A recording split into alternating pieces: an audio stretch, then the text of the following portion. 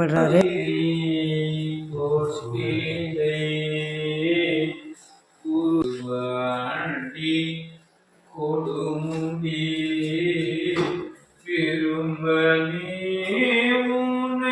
அங்கே ஒருத்தர் தேவாரம் பாடிட்டு இருந்தாரு. அதை கேட்கும்போதே, அந்த தேவாரம் கேட்கும்போதே மனசை உருக்கும் இல்லையா? அதுவும் இது தேவார பாடல் பெற்ற ஸ்தலம், அதனால் ரொம்ப சிறப்பு வாய்ந்தது. சிவபெருமானை தரிசனம் பண்ணியாச்சு, வெண்காட்டீஸ்வரரை. அவரை பார்த்துட்டு இருக்கும்போது பார்த்துட்டே இருக்கலாம் போல தோணுச்சு.